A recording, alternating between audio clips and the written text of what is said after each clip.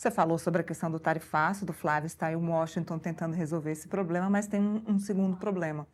Lembram que os Estados Unidos acabaram considerando, classificando o Comando Vermelho e o PCC como organizações terroristas? Apesar de ser uma classificação unilateral, só dos Estados Unidos, o que não muda nada a classificação aqui no Brasil, o Palácio do Planalto e o Itamaraty agora começaram a ficar com receio disso. E o Zucca é que vai explicar para a gente por quê. Olha, Neila, a gente contou nessa segunda-feira em uma matéria né, que nós descobrimos primeiro que todo mundo, nós revelamos primeiro que todo mundo, logo nas primeiras horas da manhã desta segunda-feira, que o Itamaraty respondeu um requerimento de informação à Câmara dos Deputados, um requerimento ao deputado Evair de Mello, do PP do Espírito Santo, em que ele questionava o que vai acontecer, quais são os riscos, quais são os problemas que tem os Estados Unidos classificarem o PCC e o Comando Vermelho como organizações terroristas. Nesse documento, que é assinado pelo chanceler, pelo ministro das Relações Exteriores do Brasil, Mauro Vieira, ele deixa muito claro que há sim um risco de uma intervenção, uma ação militar no Brasil pelos Estados Unidos após essa classificação. Ele deixa claro o seguinte, olha, essa classificação é uma classificação unilateral, a gente não tem como decidir o que os Estados Unidos vai fazer ou não sobre o Comando Vermelho e o primeiro comando da capital, o PCC.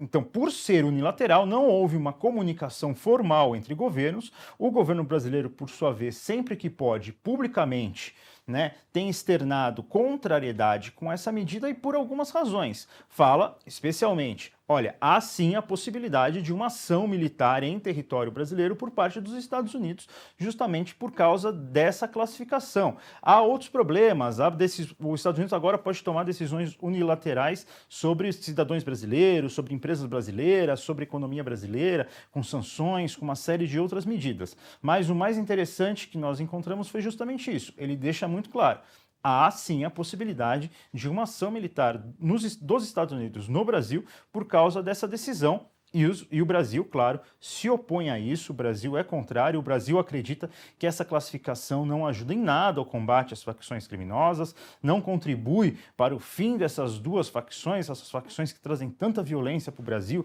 tanta violência para as comunidades brasileiras, para as cidades brasileiras, para a população do Brasil.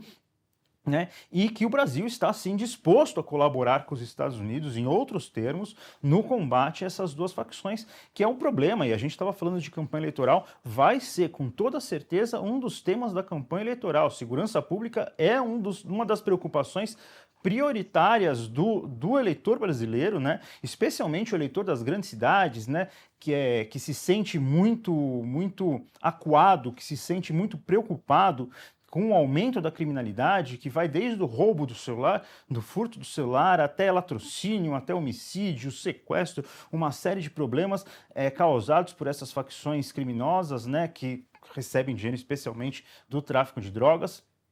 Então vai ser um dos temas e o chanceler fala, o Brasil está disposto a colaborar, mas não nesses termos, porque nesses termos há uma série de riscos para a economia, para a sociedade e até mesmo para a integridade territorial do Brasil, Neila. Olha, o Palácio do Planalto, que estava muito receoso de seguir em frente com esse embate com o presidente Donald Trump, que havia dito que seguiria, sobre todos os assuntos, tarifaço e essa questão do PCC e do Comando Vermelho, que seguiria meio que jogando em silêncio, na maciota, esperando passar as eleições, para que depois isso pudesse ser resolvido, até porque, no momento de eleição, o presidente Donald Trump pode acabar escolhendo um lado.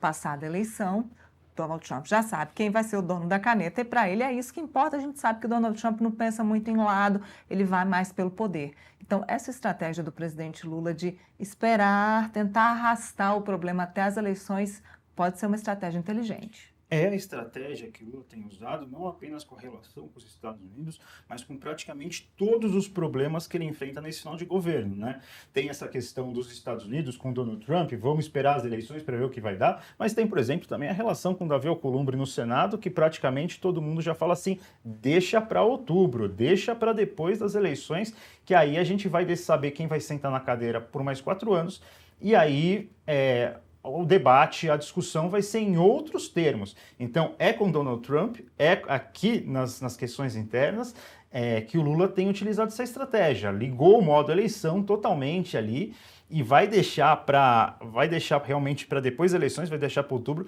toda essa questão do Donald Trump, porque realmente assim, o Donald Trump, se você entra numa guerra aberta, o Donald Trump não é rival do Lula nas eleições. O rival de Lula nas eleições é Flávio Bolsonaro. Então você precisa antagonizar com quem vai ter o nome na urna contra o seu, né? No caso, o Trump não tem o nome na urna brasileira. O Trump está nos Estados Unidos, tem mais 2 anos de mandato, se eu não estou enganado ali, né?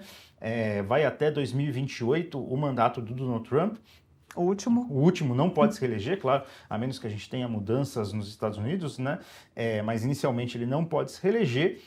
Então, assim, a questão é, por que eu vou ficar brigando? Por que eu vou ficar antagonizando com o Donald Trump? Até essa questão da audiência pública que vai acontecer nessa segunda-feira nos Estados Unidos, eu não sei exatamente qual horário que vai ser, se já está acontecendo, se vai acontecer agora à tarde, mas o governo brasileiro optou por não se manifestar publicamente enquanto Flávio Bolsonaro, enquanto Paulo Figueiredo, enquanto outras personalidades do bolsonarismo vão até lá para falar pessoalmente contra o tarifaço. O governo brasileiro deixou muito claro, a gente conta isso na coluna, a reportagem da Carolina Nogueira, nossa repórter.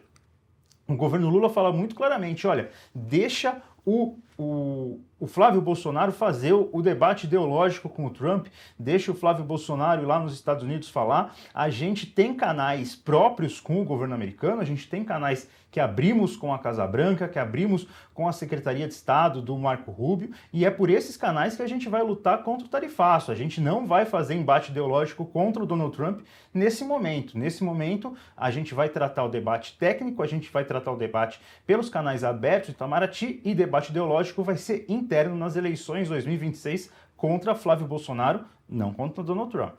Debate interno que já começa. Olha só, pessoal, começam agora as datas importantes e os marcos do Tribunal Superior Eleitoral. Começa o defeso eleitoral